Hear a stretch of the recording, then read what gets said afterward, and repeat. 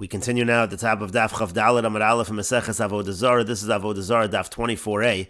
And the previous Amud, the Gemara brought the opinion of Rabbi Eliezer in the Mishnah and Meseches Parah. Rabbi Eliezer says you cannot purchase a Parah Aduma from an Oved Kochavim. And the question is, what's the reason of Rabbi Eliezer? On the previous Amud, the Gemara had suggested that the reason of Rabbi Eliezer is that there's a concern that the Oved Kochavim engaged in bestiality with the animal, and that would disqualify the animal from being a Parah Aduma, as the Gemara discussed on the previous Amud. And then the Gemara in the previous Amud brought a different opinion, and the second opinion in understanding Rabbi Eliezer is that the pasuk says v'yikchu. It says that they're going to purchase, and we understand that to mean that you have to purchase the parah aduma from Jewish people and not from Ovdei Kochavim. Essentially, it's a gzeres hakasuv.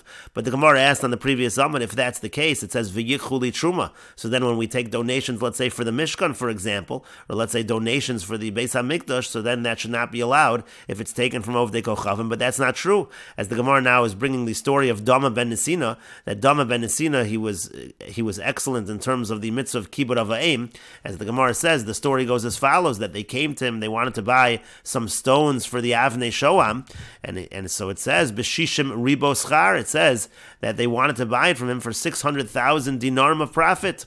And Rav Kahana Masni b'shmonim ribo, and Rav Kahana says that they wanted to buy it from him for 800,000 dinarim of profit. And how far did he go in terms of Kibbud Avayim? Vayim aftechos munachos tachas merashos of shalaviv. The keys where he was going to find, where he was going to be able to bring these stones, they were sitting underneath the head of his father while he was sleeping. Velot Tziero, he didn't want to bother his father, so you see how good he was in terms of Kibbud Av. And Rashi explains, B'shishim ribo schar, shishim ribo dinar hayurotzim litan l'revach. They wanted to give him 600,000 dinar of profit. And lo tziaro l'hakitzo mishnasa, he didn't want to wake him up from sleeping. And so therefore, again, if you're going to say that it comes from the word of v'yikchu, so that should apply by donations as well. Why were they even trying to get donations of these stones from someone who was not Jewish? And the Gemara answers to that, Avnei shoam hifsiko inyan, even though it says v'yikchu li truma, but by the word Avnei shoam, it doesn't have a vav over there. And so therefore that says that that's not connected to v'yikchu, there's no conjunction, and therefore that halacha doesn't apply by Avnei shoam. Rashi explains Avnei Shom Hifseka Inyan Midaloksiv V'Avnei Shom, from the fact that it doesn't say V'Avnei Shom with a Vav, K'nechsiv Bekula, it says that everywhere else. It says V'Kesef, V'Nechoshes, V'Scheles, V'Argamon, V'Oros, so Hifseka Inyan V'Lokai Aviyichu. So that makes a separation, and V'Yichu doesn't apply to the Avnei Shoam. But the Gemara says it's not true. V'Avnei Miluim Ksiv, the Hadar Arve, right after that it says V'Avnei Miluim, and we assume that everything is included. Rashi says V'Avnei Miluim Ksiv, the Hadar Arvinu, Lemilsa Kamaisa V'Litzuru. That's going to mix everything together and say that it is included in terms of the prohibition of V'Yikchu. And the Gemara continues and asks, V'Yod Katani Seif, and furthermore it says at the end of that story of Rabbi Eliezer with Dama ben Nesina, it says, L'shana Acheres, that the next year, No Delo Paraduma Biadro, that Dama ben Nesina, it was born to him a Paraduma in his flock. And Nichnesu Chachmei Yisrael Etzlo, and the Chachmei Yisrael, they came to him, they wanted to buy the Paraduma from him.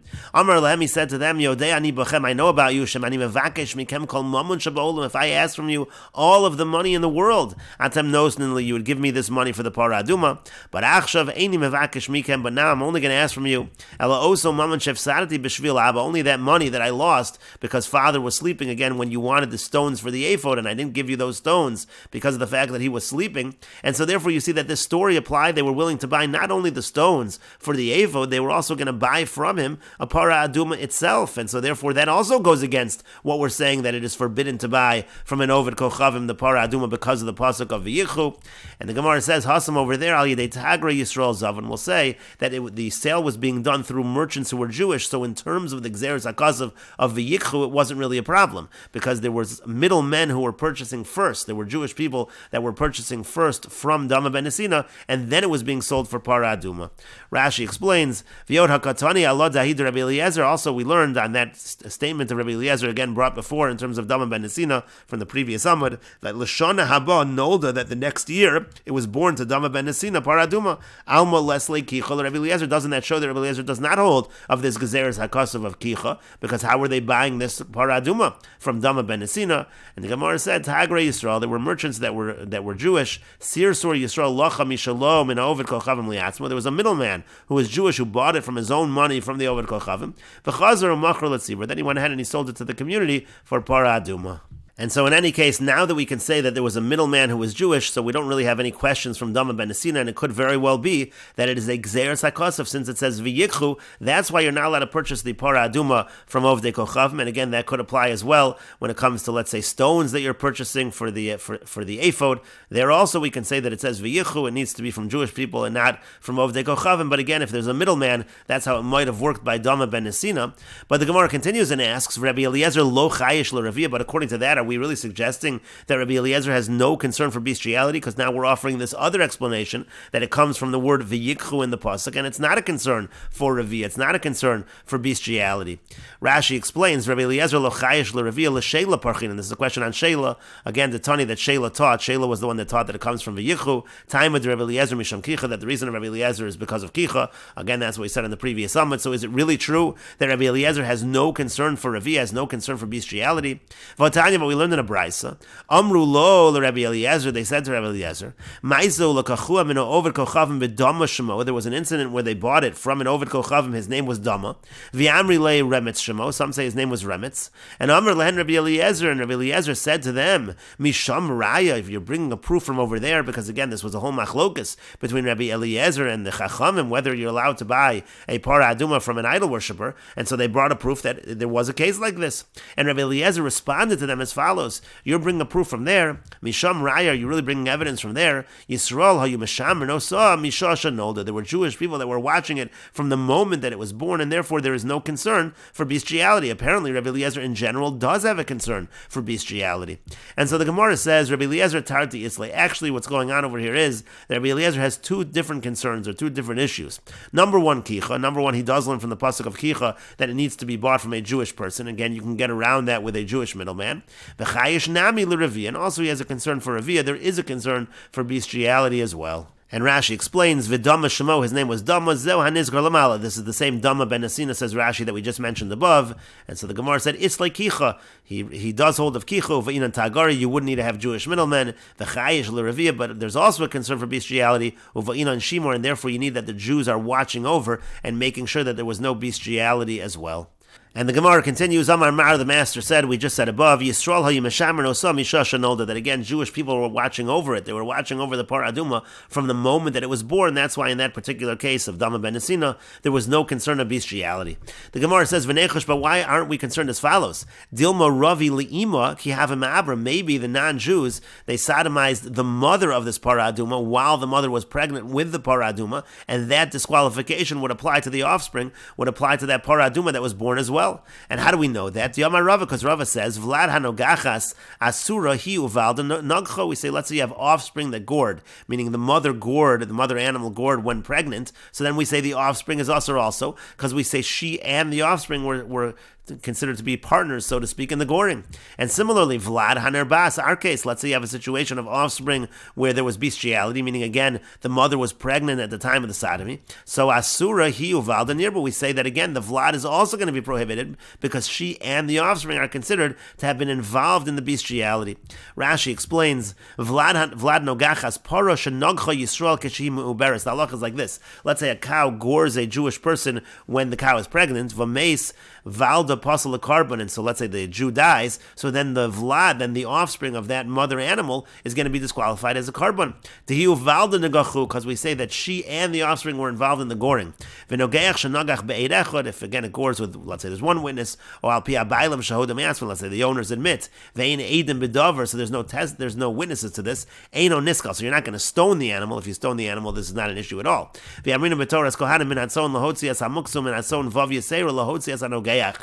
And so we learn from there, we learn from that extra vav, lahotzias hanogeach, an animal that gores is not able to be a carbon. And so the Gemara continues and answers, Ema, rather what we'll say is, again, when they purchased that Para Aduma from Dama ben Nesina, Yisrael hayimeshamer nosam mishash and nosra, that actually Jewish people were watching over it from the time that it was conceived. Rashi explains, mishash and nosra b'mei ima, when it was conceived in the womb of its mother. L'kamon mefarish mino yodi dahai Vlad Edom, who later on the Gemara will explain why would they be watching over a random offspring? How would they know that this particular offspring is going to be red, that it would qualify as a Para Aduma? But in any case, what we'll say is from the moment it was was conceived, it was watched over, and so therefore, again, there was no concern of bestiality with the animal itself, the paraduma itself, and also with its mother at the time of the pregnancy. There was no concern there as well. The Gemara continues, but why aren't we concerned that maybe we're going to say that the sodomy took place, the bestiality took place with the mother before conception?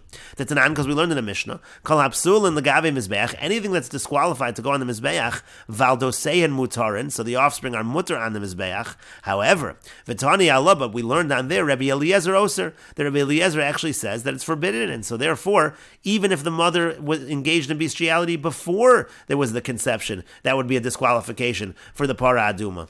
And the Gemara continues and qualifies this. Hanichol Rava. Now this could work according to Rava. The Yamar Rava Amar of Nachman, because Rava said that Rav Nachman said machlokas kashenirbu kashen mukdashin, that the entire machlokas over here, again between the Tanakam and Rabbi Eliezer, is if the sodomy took place, the bestiality took place when the animal was already sanctified. Aval kashen chulin, but let's say it took place when the animal was chulin, divrei hakol mutar, and then everyone says it's mutar, it's not a problem. So then we'll simply say over here it's not going to be an issue because we're not talking about a mother animal that was mukdash, that was hektish.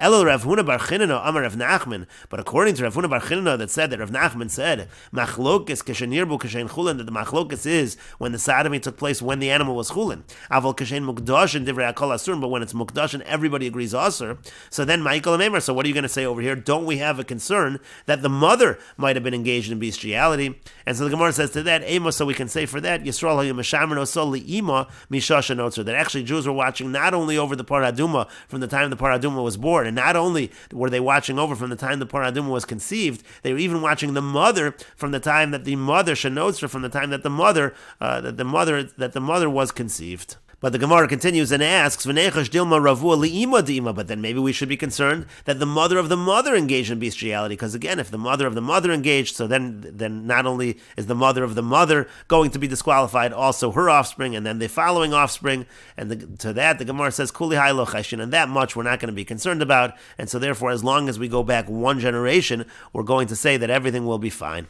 And Rashi explains, Valdosein mutar, and the offspring are mutar, again according to the Tanakam in that Mishnah, that was a Mishnah Meseches Tmura.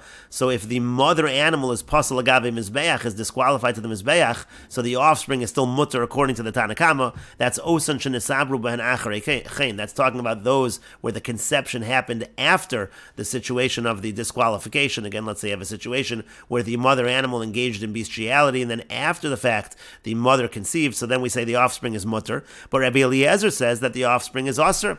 And then the Gemara said machlokas, that the machlokas between Rabbi Eliezer and the Rabbanan, it was actually machlokas amoraim. When are they arguing? Is it that everybody agrees that if this happened when the animal was already hektish, then the offspring is asur, but the whole machlokas is when the animal was chulin at the time? Or no, there's even a machlokas when the animal was chulin.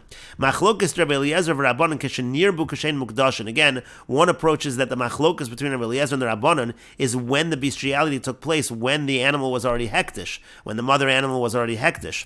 Over Meseches Tamur mefarish time with Rabbi Eliezer misham de bazia milson. Meseches Tamur, the Gemara explains that the reason of Rabbi Eliezer is because it's considered to be like a disgraceful situation over here, and so that's why Rabbi Eliezer is strict. But again, if you're going to say that we're taught that the machlokas is only kashen mukdashin, but when they're chulin, so then it's not a problem. So then we'll say it's not a problem over here as well. But if you're going to say that there's a machlokas by chulin and everybody agrees by mukdashin that it's problematic, so then we have a problem over here as well. We have to worry about whether the mother animal was engaged in bestiality. And again, the Gemara said to that the case is they watched over the mother as well, but you don't have to go so far as to say that we watch over the grandmother.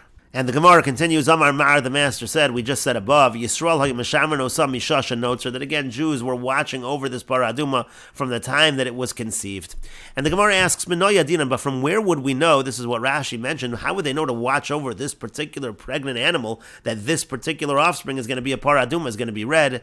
And the Gemara says, Amar Rav Kahana says, Kos edo ma'avirin lefanea b'shasha ola aleh zachar. They had a way of trying to create a paraduma. They would take a red cup and they would pass it before the mother animal at the time that she's being mounted by a male, and that would create the chances that the offspring would be a paraduma, and that's why they were watching over this particular mother animal, and that's why they were already watching over from the time of conception.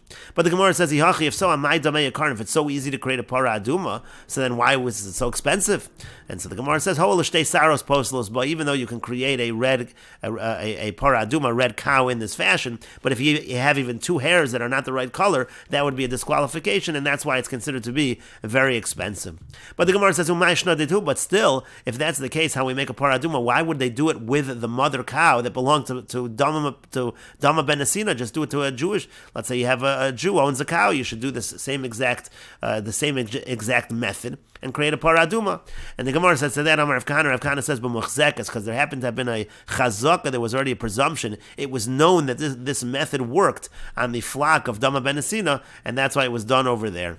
Rashi explains, Shtei saros poslos ba, even two hairs can disqualify, shechoros or levanos, if the hairs are black or white, that's a disqualification.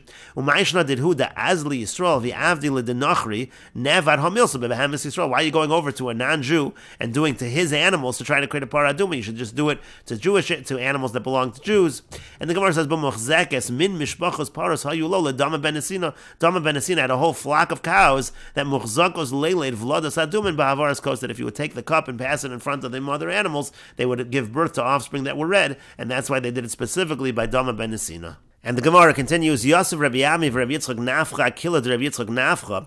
Rabbi Yami and Rabbi Yitzchak Nafcha, they were sitting on the porch of Rabbi Yitzchak Nafcha, and Pasachan Minayu Vamra, one of them opened and said as follows: V'chein Hoyer Rabbi Eliezer Posel B'chol HaKarbonos Kul. And Rabbi Eliezer says it's disqualified by all karbonos, meaning Rabbi Eliezer, who's strict, who says if you purchase an animal, a paraduma, from a non-Jew, that it's not going to be kosher as a paraduma, he's actually strict when it comes to all karbonos. If you buy animals from non-Jews, so he disqualifies these animals from being karbonos. And the Gemara continues, Pasach idach minayu, so the other one opened, V'yamar, and he said as follows: Mayo sivu lechavroi Rabbi Eliezer. What was the question that the colleagues of Rabbi Eliezer asked Rabbi Eliezer from the pasuk that we quoted above, called Son Kedar Yikavsu Lach V'gomer? The pasuk seems to say that the flocks of Kedar, which are coming from non-Jews, are going to be used for karbonos. So you see that we can get animals from non-Jews for karbonos. And the Gemara says, Amar Lehen Rabbi Eliezer, that Rabbi Eliezer said back to his colleagues, Kulam Gerim Gerurim Heim Lasid Lavo. That pasuk is referring to those who are actually converts in the future, and that's why in that particular case you're allowed to get it from the non-Jews. And Rashi explains, first, Akila Porka Lefnei Hatraklin, again, it's like a porch. V'chein hoyer Rabbi Eliezer mishum dechayish l'revia. Again, Rabbi Eliezer says the disqualification is not only by paraduma, but it's by all karbonos, because there's a concern of bestiality. And so the question is, what about what the pasuk says in Yeshayahu?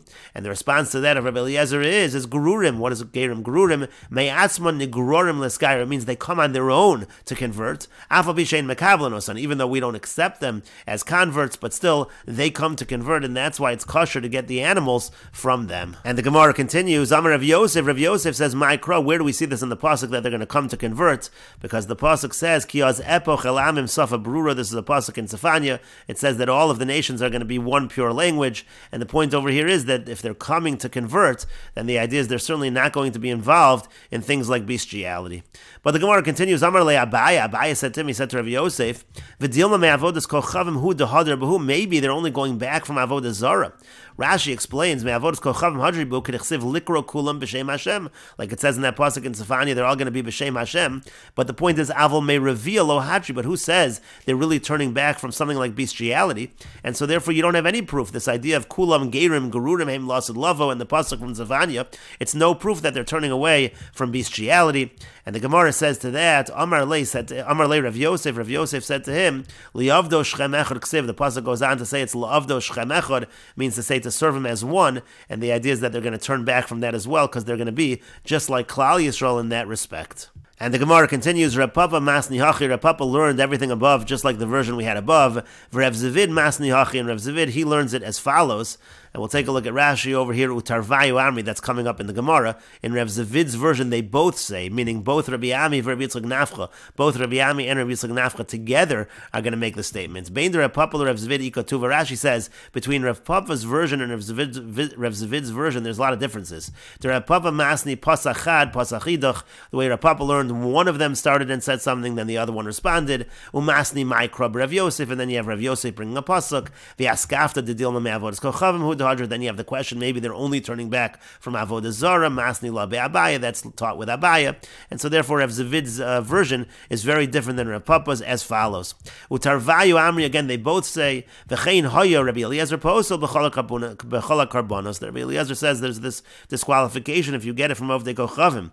If you get the animals from Avdei Kochavim, this disqualification applies by all karbonos as well. Again, there's a concern of bestiality. And the Gemara continues with Reb Zvid's version, V'tarvayu Amri, and then they both said, Umayo sivu lechavroi l'Reb Eliezer called son keder yikav sulach v'gomer, that what was the question the colleagues had against Reb Eliezer was again from the same pasuk of tzon keder. It sounds like the animals are coming from the non-Jews. And Omer Reb Eliezer, and then Reb Eliezer said, Kulam gerim gerurim heim lasid lavo, they're all going to convert in the future. Umaikra, and what pasuk tells us that? Ki azepo chelamim safa brura likra kulam b'shem Hashem. It says they're all going to call b'shem Hashem.